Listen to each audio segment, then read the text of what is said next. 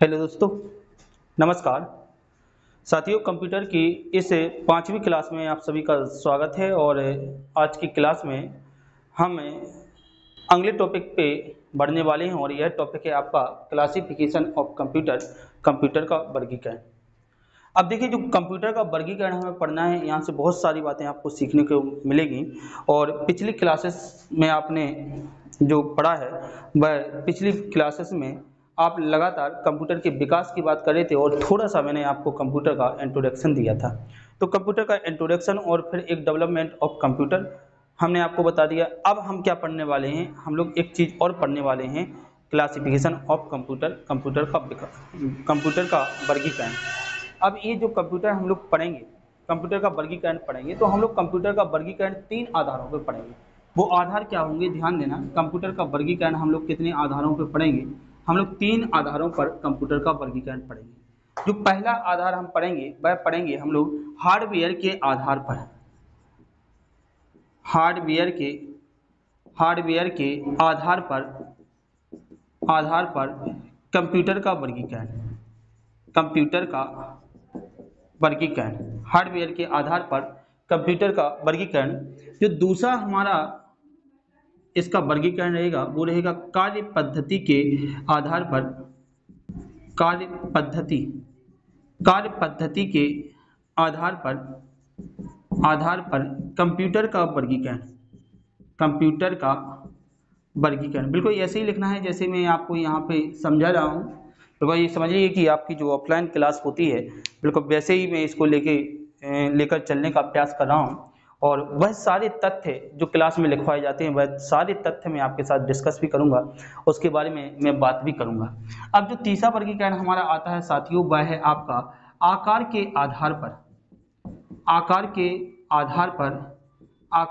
आधार पर कंप्यूटर का वर्गीकरण। आकार के आधार पर कंप्यूटर का वर्गीकरण।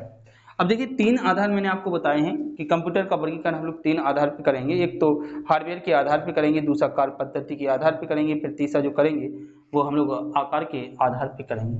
अब हार्डवेयर के आधार पर हम लोग क्या पढ़ेंगे दोस्तों? हार्डवेयर के आधार पर हमें जो पढ़ना है वह है आपका पीढ़ी। हमें पढ़ना है पीढ़ी कि हार्डवेयर, अलग अलग प्रकार के हार्डवेयर हमने किस किस पीढ़ी में हम उपयोग करते गए और एक कंप्यूटर में लगातार क्या होता गया, बदलाव होता गया।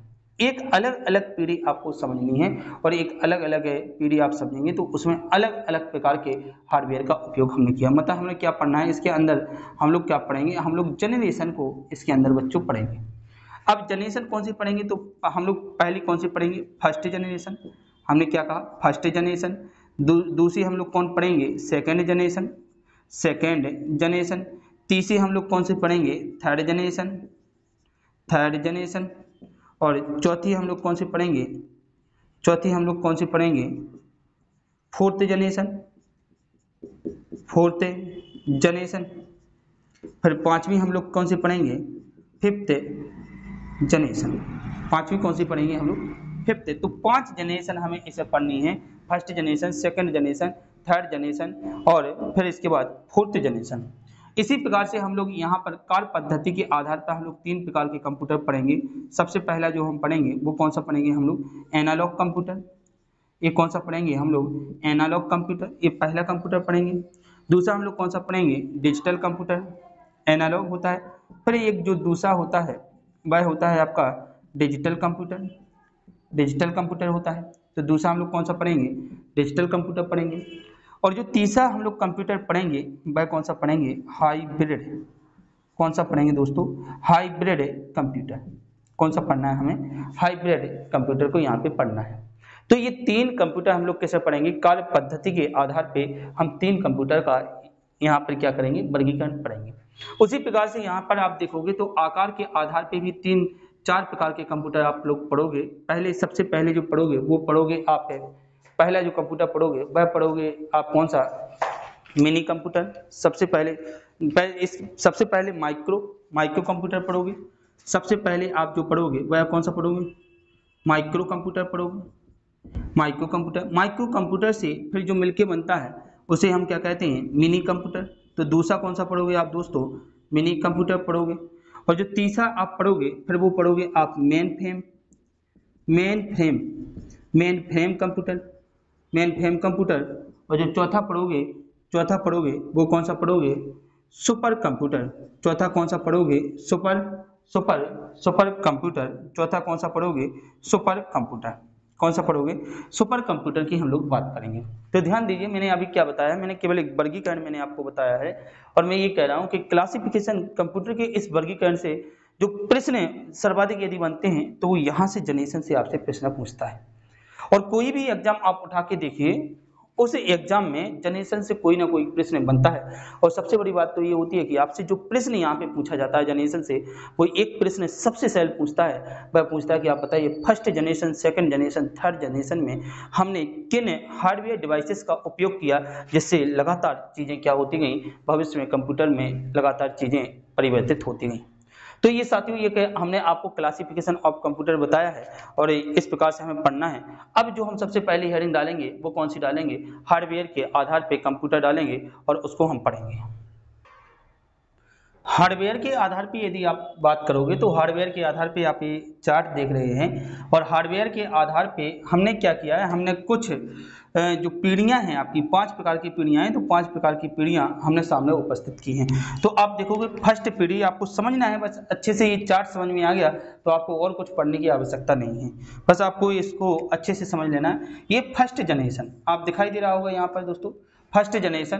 और फर्स्ट जनरेशन में हमने जिस हार्डवेयर का उपयोग किया, जो हार्डवेयर का उपयोग किया उसका नाम क्या था, उसका नाम था वैक्यूम ट्यूब, या क्या कहते थे, इसी को निर्वात ट्यूब कहते थे। क्या कहते थे, वैक्यूम ट्यूब। हमने फर्स्ट जनरेशन जो आया वो कब से आया, 1942 से 1955 तक सन आप लिख सकते हैं, 1942 से 1955 तक क्या है, फर्स्ट जनरेशन आया।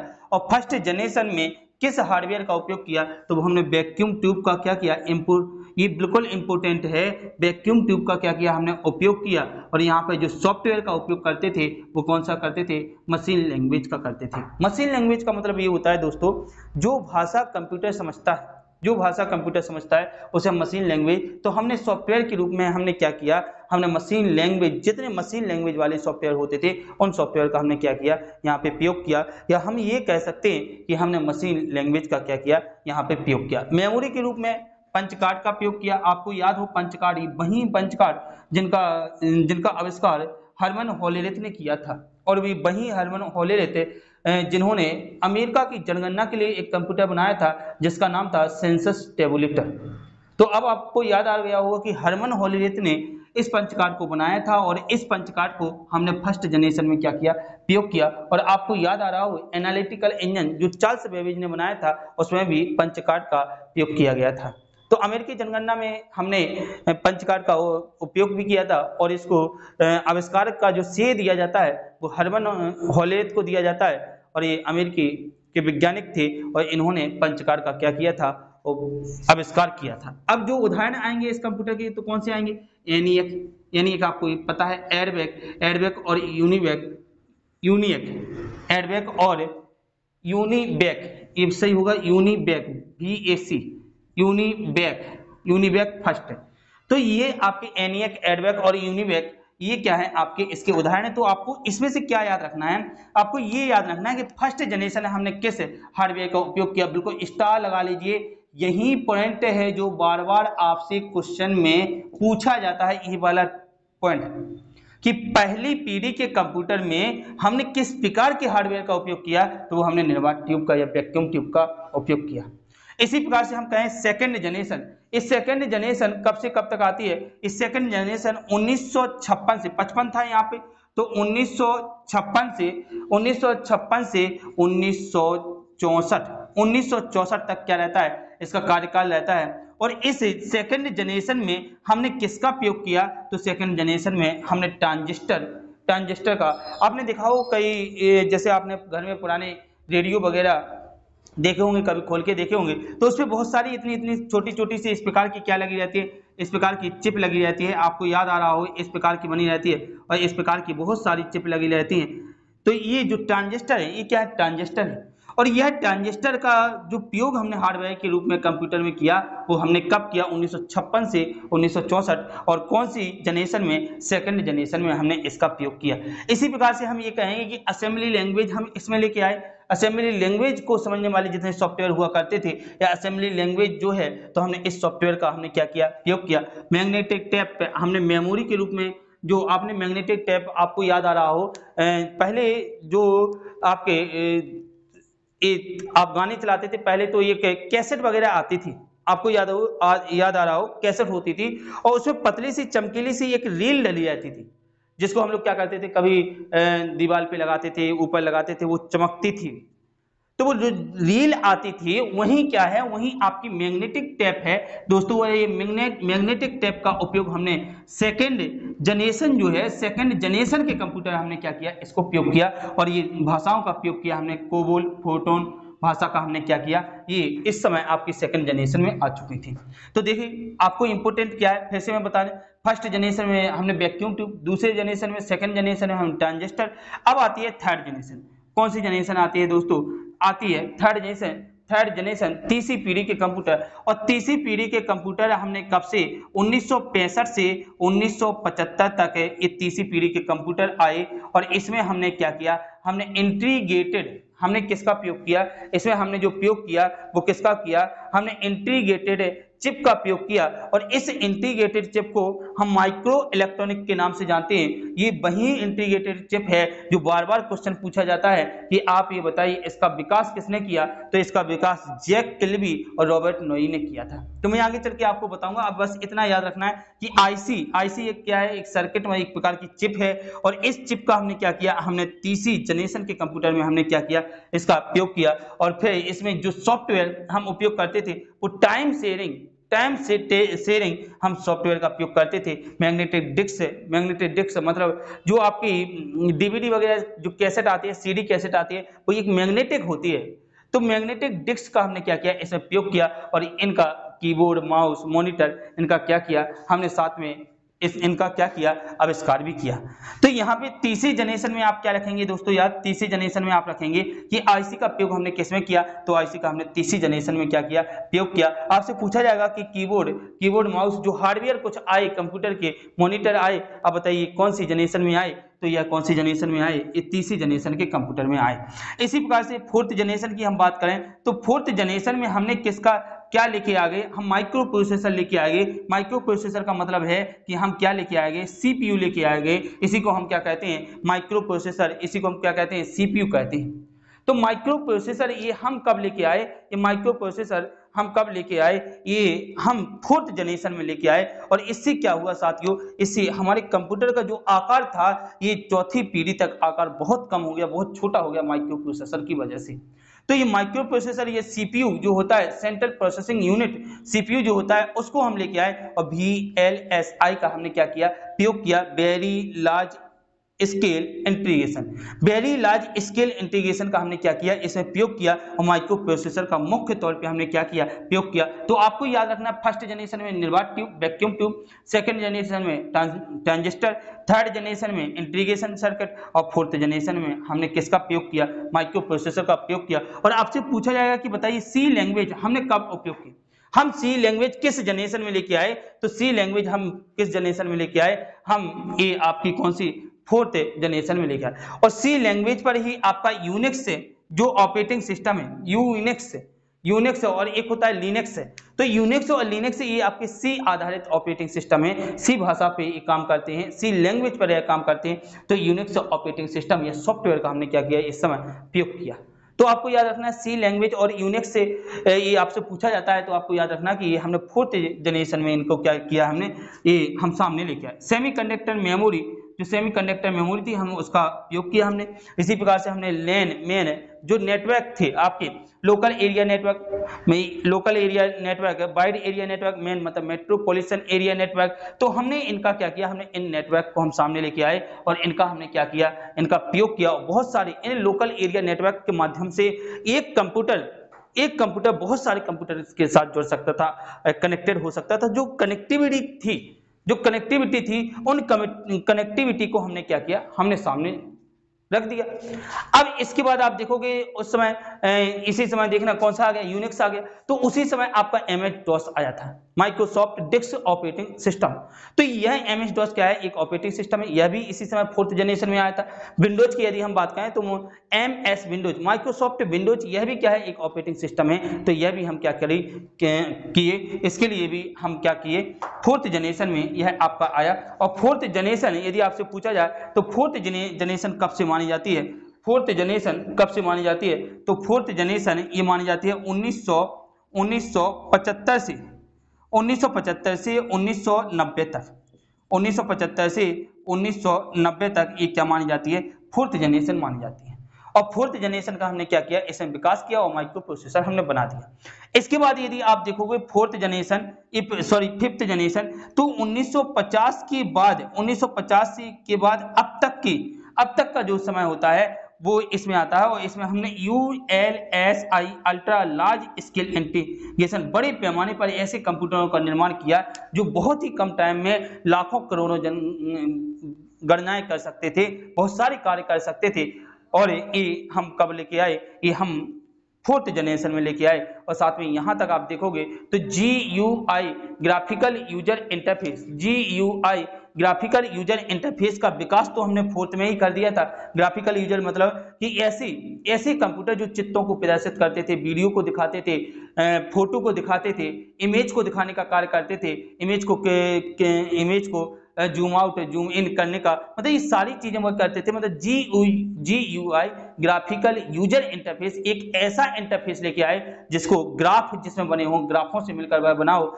तो ये हम 4th में, और उसी ग्राफिकल यूजर इंटरफेस को हमने क्या किया, और भी डेवलप किया। और यहाँ पर VLSI से जब हम आगे बढ़े तो ये कौन सा यहाँ पे आया, 4th जनरेशन में हार्डवेयर कौन सा आया, ULSI आया। तो ध्यान दीजिए, पहली बात तो ये कि आपसे ये पूछा जाएगा कि भाई ये कैसे आया। तो बहुत सारी आईसी मतलब इंटीग्रेटेड सर्किट, जब बहुत सारी इंटीग्रेटेड सर्किट का उपयोग करते हैं हम, तो बहुत सारी इंटीग्रेटेड सर्किट SSI मतलब स्मॉल स्केल इंटीग्रेशन बनता है। और जब बहुत सारी स्मॉल इंटीग्रेशन SSI मिलके बन जाते हैं तो VLSI मिलता है। और VLSI को बहुत सारे VLSI मिला देते हैं तो ये हजारों आईसीओ का समूह क्या कहलाता है, आईसी इंटीग्रेटेड सर्किट का समूह क्या कहलाता है, ULSI कहलाता है, अल्ट्रा लार्ज स्केल इंटीग्रेशन। और यहाँ तक GUI तो यहाँ पर आ ही चुका था, लेकिन यहाँ तक मल्टीमीडिया का हमने क्या किया, उपयोग किया। अब हम वीडियो देख रहे हैं, हम उस पे वीडियो देख रहे हैं, एडिटिंग करें, सब कुछ इससे हम करें। और ऑप्टिकल डिस्क मतलब बहुत सारी जो आपकी डिस्क थे, DVD वगैरह, CD, कई प्रकार के हमने डिस्क का मेमोरी के रूप में उपयोग किया। और यहाँ पर सुपर कंप्यूटर, लैपटॉप कंप्यूटर, एक छोटे से साइज में हमने क्या किया, कंप्यूटर का यहाँ पर विकास किया। तो साथियों, इससे अब आपको ये लग रहा होगा कि हमें पढ़ना क्या है सर इसमें से। अभी जैसे मैंने इसको बताया तो पढ़ना क्या है, तो ध्यान से समझिए, मैं आपको बता रहा हूं क्या प्रश्न बनेगा, जहां मैं गोला लगाऊंगा वो आपको पढ़ना है। ये हार्डवेयर वाला आपको पूरा याद रखना है कि आप ये बताइए, पहली पीढ़ी के कंप्यूटर मतलब हार्डवेयर, पहली पीढ़ी के कंप्यूटर में किस हार्डवेयर का उपयोग किया, तो वैक्यूम ट्यूब का। सेकंड में क्या किया, ट्रांजिस्टर। थर्ड में आईसी। फोर्थ में VLSI और माइक्रो प्रोसेसर। और फिफ्थ में हमने किसका किया, ULSI का हमने क्या किया, उपयोग किया। अब आपसे ये पूछा जा सकता है कि आप बताइए, मशीन लैंग्वेज का उपयोग हमने किसमें किया, फर्स्ट में। असेंबली लैंग्वेज का सेकेंड में। और फिर आपसे ये पूछा जा सकता है कि आप बताइए, सी लैंग्वेज और यूनिक्स का उपयोग किसमें किया, हमने फोर्थ में किया। तो यहाँ से 1 2 3 आपके ये इंपोर्टेंट है। इसी प्रकार से आप यहाँ पे कहो, मेमोरी के रूप में हमने फर्स्ट जनरेशन के जो कंप्यूटर आए थे, उन कंप्यूटर में मेमोरी के रूप में हमने कौन से कंप्यूटर मेमोरी के रूप में किसका उपयोग किया था, तो हमने पंच कार्ड का उपयोग किया था। उदाहरण क्या होंगे, एनिएक, एडवेक, यूनिवेक, ये आपके उदाहरण होंगे। तो यहाँ से भी एक आध दो प्रश्न आपसे बन सकते हैं। जैसे आपसे बनेगा कि कोबोल भाषा कब आई, फोटोन भाषा किस जनरेशन में आई, तो कोबोल भाषा और फोटोन भाषा ये आपकी सेकंड जनरेशन के क्या है, उदाहरण है। तो आपको बिल्कुल अच्छे से बिल्कुल दिमाग में इस चीज को बसा लीजिए कि यहाँ से जो पीढ़ी वाले क्वेश्चन है तो वो बिल्कुल नॉर्मल क्वेश्चन देता है। वो पूछता है, आप बताइए ट्रांजिस्टर का उपयोग हमने किस पीढ़ी के कंप्यूटर में किया, तो सेकंड। पहले में ध्यान से सुनिए, पहली पीढ़ी में हमने वैक्यूम ट्यूब, दूसरे में हमने ट्रांजिस्टर, तीसरे में हमने क्या किया, आईसी का उपयोग किया, फोर्थ में हमने माइक्रो प्रोसेसर और VLSI का उपयोग किया, और फिफ्थ में हमने किसका उपयोग किया, हमने ULSI का क्या किया हमने यहाँ पर प्रयोग किया। आपसे पूछा जाए कोबोल और फोर्टन सेकंड में, सी लैंग्वेज आपकी ये फोर्थ में, यूनिक्स कहाँ पर फोर्थ में, विंडोज कहाँ पर फोर्थ में, हमने इनका क्या किया, इनमें फोर्थ जनरेशन में प्रयोग किया। आपसे पूछा जाएगा मशीन लैंग्वेज कहाँ पर, तो फर्स्ट में, असेंबली लैंग्वेज कहाँ पर, तो ये सेकंड में, तो हमने क्या किया यहाँ पे इन चीज़ों का प्रयोग किया। बिल्कुल चार्ट को कॉपी पर अच्छे से बना लीजिए, चार्ट को कॉपी पर अच्छे से बना लीजिए। और मैं कह रहा हूँ कि यहाँ से जो प्रश्न आपके बनेंगे सारे प्रश्न यहीं से आपके आने वाले हैं। और इसके बाद की जो बातें हैं तो हम लोग आगे इसकी चर्चा करेंगे, एक एक चीज़ों की चर्चा करेंगे। BLSI कैसे बनता है, ULSI कैसे बनता है, ये भी हम आपको बता देंगे। जैसे हमने कहा इंटीग्रेटेड सर्किट, तो ये इंटीग्रेटेड सर्किट और क्या होता है, जैक किल्बी साहब और रॉबर्ट नोई ने इसका विकास किया। ये अर्धचालक है, जर्मेनियम के बने होते हैं। तो ये भी हम सारी बातें आगे चल के करेंगे। जो भी आपके प्रश्न बनते हैं वो यहाँ से सर्वाधिक प्रश्न आपके बनने हैं। तो मैंने आपको ये बता दिया कि अच्छे से क्या याद रखना, अच्छे से हार्डवेयर आपको याद रखना है। फर्स्ट जनरेशन में आपका वैक्यूम ट्यूब, सेकंड में आपका आईसी, सेकंड में आपका ट्रांजिस्टर, थर्ड में आपका आईसी, फोर्थ में आपका माइक्रो प्रोसेसर और BLSI, और फिफ्थ में आपका ULSI। बस आपको याद रखना है। और बाकी हमने ये आपको अंडरलाइन कर दिया कि कोबोल, फोटोन, असेंबली मशीन, सी लैंग्वेज, और ये आप बातें सारी बातें आप याद रखेंगे। सुपर कंप्यूटर लास्ट का है, आज बन चुके हैं सुपर कंप्यूटर, भारत में भी सुपर कंप्यूटर है, तो वहाँ पे भी हम लोग बात करेंगे कि कौन से सुपर कंप्यूटर हैं। तो ये आपका एक हमने हार्डवेयर के आधार पर जो टॉपिक था उसको हमने समाप्त किया। अब जो कुछ बातें रह गई हैं उसको हम अगले वीडियो में समझेंगे और अगले वीडियो में अच्छे से उसको करेंगे। तो थैंक यू साथियों, आज के लिए इतना ही। मिलते हैं हम नेक्स्ट वीडियो के साथ। वीडियो अच्छा लगा हो, आपको समझ में आया है तो आप कमेंट करिए, हमें बताइए कि सर हमें ये चीज़ें, इन चीज़ों में समस्या आ रही है, तो उसको हम और अच्छे से डिस्कस कर देंगे। Thank you guys, okay.